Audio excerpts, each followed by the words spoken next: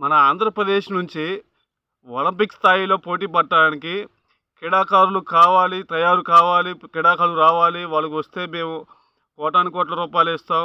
మీకు ఉద్యోగ భద్రత ఇస్తాం. కలెక్టర్ ఉద్యోగం ఇస్తాము. అన్ని రకాల ఉద్యోగాలు, అన్ని రకాల ప్రోత్సాహకాలు మీరిస్తారు. ఓకే.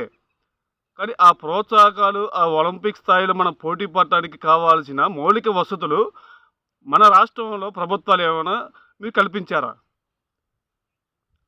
అసలు ఒక ఒలింపియన్ తయారవ్వాలంటే దాని యొక్క ముడి సరుకు ఎక్కడి నుంచి రావాలి? ఎన్ని సంవత్సరాల కఠోర దీక్ష ఉండాలి?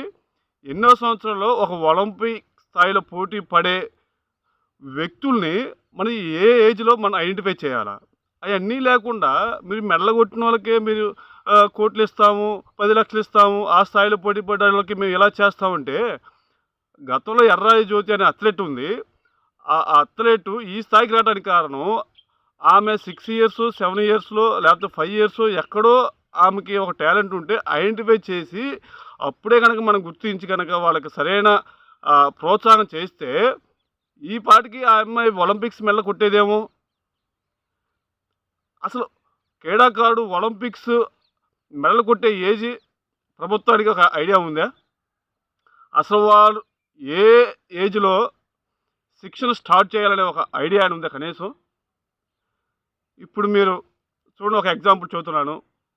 ఒక క్రీడాకారుడు లైఫు 5 ఇయర్స్, 6 ఇయర్స్ ఏజ్ నుంచే స్టార్ట్ అయ్యి వాళ్ళు ఒలింపిక్ స్థాయి మెడలు కొట్టాలంటే మహా అయితే 25 వాళ్ళ యొక్క గేమ్‌ని బట్టి, వాళ్ళు ఎంచుకున్న క్రీడను బట్టి 25, 26 ఇయర్స్‌కే వాళ్ళ క్రీడా జీవితం ముగుస్తుంది. మరి వాళ్ళని ఆ స్థాయిలో మెడలు కొట్టించాలంటే మనం వాళ్ళని ఏ స్థాయిలో ఐడెంటిఫై చేయాలి? సరే, ఐడెంటిఫై చేసాం. ఐడెంటిఫై చేసిన తర్వాత శిక్షణ ఇవ్వాలంటే కోచింగ్ క్యాంపులు ఉన్నాయా? సరే, కోచింగ్ క్యాంపులకి వెళ్తారు. ఎంత 10, 20 సంవత్సరాలు కష్టపడ్డా ఒలింపిక్స్ ఆడే స్థాయి రాకపోవచ్చు. వాళ్ళకి జీవితానికి ఒక భవిష్యత్తు ఉండాలి కదా! వాళ్ళకి ఒక పాలసీ ఉండాలి కదా! సరే, పోటీ పడ్డ ప్రతి ఒక్క వ్యక్తి ఒలింపిక్స్ ఆడాలనుకోవడం సహజం. కానీ ఈలోపు వాళ్ళకి మనం ఏ భరోసా ఇస్తున్నాం? ఒక భద్రత ఏమిస్తున్నాం? వాళ్ళు ఆ స్థాయిలో వెళ్ళటానికి, వాళ్ళ మైండ్ పీస్‌ఫుల్‌గా ఉండటానికి, వాళ్ళు ఒక క్రీడా శిక్షణ ఏర్పరచుకోవడానికి కోచింగ్ వ్యవస్థ ఉందా? సరే, కోచింగ్ వ్యవస్థ తీసే పక్కన పెడదాం. ఇప్పుడు సపోజ్ ఎగ్జాంపుల్ ఒక స్కూల్‌లో, ఒక జెడ్పీహెచ్ఎస్ స్కూల్‌లో గానీ, ఒక మున్సిపల్ స్కూల్‌లో గానీ, ఒక స్కూల్‌లో ఒక పీఈటీ టీచర్ ఉన్నాడు. పీఈటీ టీచర్స్ వాళ్ళు ఏ గేమ్స్‌లో నిష్ణాతులో, ఆ నిష్ణాతులు ఐడెంటిఫై చేసి వాళ్ళు ప్రభుత్వానికి గనక అందించగలిగితే ఓకే, అందిస్తారు. పేరెంట్స్‌కి మనం భరోసా ఎలా ఇవ్వగలుగుతాం? పేరెంట్స్ ఏమంటారంటే ప్రభుత్వమే Telugu, English, maths, science, social, Hindi 6 సబ్జెక్టులు మాత్రమే 10th క్లాస్ లోపు బోర్డ్ ఎగ్జామ్స్ ఉంటాయి. క్రీడాకారులకి గుర్తించట్లేదు కదా ప్రభుత్వమే ఒక పర్టికులర్‌గా ఐడెంటిఫై చేయనప్పుడు మరి మేము ఎలా ఎంకరేజ్ చేస్తాం? అసలు క్రీడారంగం వైపు రావాలి అంటే దానికి సంబంధించిన అడ్వాంటేజ్ ఏంటి? దానికి సంబంధించిన ప్రోత్సాహకాలు ఏంది? క్రీడారంగంలోకి వస్తే పేరెంట్స్ యొక్క ఎంకరేజ్‌మెంట్ ఎలా ఉంటది? వాళ్ళు ఎలా అవేర్‌నెస్ తీసుకురావాలి?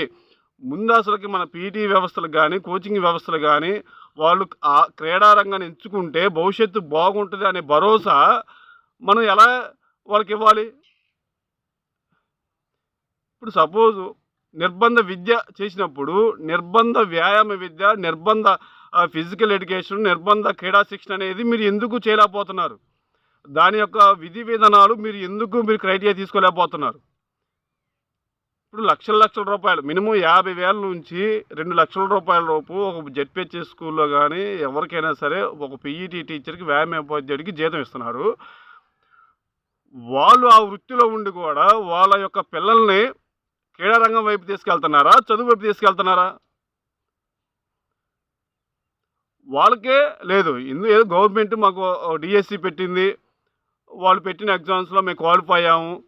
మాకు 50,000 నుంచి ₹1,00,000 జీతం ఇస్తున్నారు. మేము రిస్క్ తీసుకోవాలి? మా పిల్లల్ని ఆడించుకుంటే వాళ్ళకి భరోసా లేదు. రేపు పొద్దున కాలో, చెయ్యో ఏమన్నా ప్రాబ్లమ్ అయితే చదువే కదా మనల్ని నిలబెట్టేదని చెప్పేసి ఒక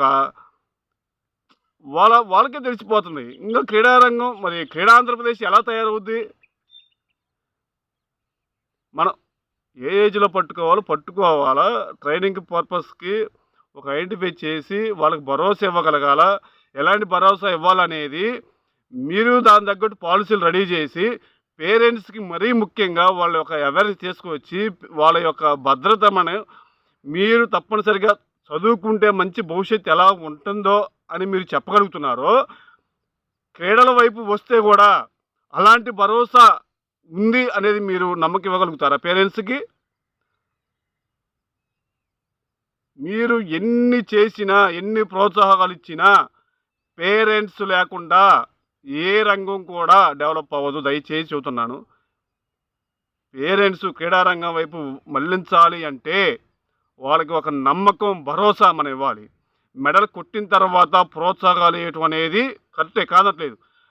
కానీ ఒక క్రీడాకారుడు యొక్క జీవితం 25, 26 సంవత్సరాలకే ముగుస్తుంది. ఒక చదువుకున్నవాడు 25, 26 సంవత్సరాలకి ఉద్యోగం కొట్టి అక్కడి నుంచి తను సంపాదన వెళ్ళిపోతాడు. ఒక క్రీడారంగం అని చూడండి. ఎగ్జాంపుల్ సచిన్ టెండూల్కర్ అయినా సరే, నీరజ్ చోప్రా అయినా సరే, పివి సింధు అయినా సరే, సానియా మీర్జా అయినా సరే, ఎర్రా జ్యోతి అయినా సరే, వాళ్ళ యొక్క ఒలింపిక్స్ కానీ వాళ్ళ యొక్క అచీవ్మెంట్ మొత్తం కూడా 25 మహా అయితే 27 ఇయర్స్కే వాళ్ళు ఆ స్థాయికి వెళ్ళారు అంటే వాళ్ళు ఏ వయసులో వాళ్ళు క్రీడారంగం వైపు ఆకర్షితులయ్యి వాళ్ళ పేరెంట్స్ ఎలా వాళ్ళ కష్టం పడ్డారో ప్రతి ఒక్కరికి తెలుసు. అలాంటి రిస్క్ పేరెంట్స్ తీసుకోవాలి అంటే మీరిచ్చే భరోసా, మీరిచ్చే మౌలిక వసతులు, మీరిచ్చే నమ్మకం ఏమైనా ఉంటే మీరు దాన్ని అమల్లో తీసుకురండి, చెప్పండి. ఓకే, థ్యాంక్ యూ అండి.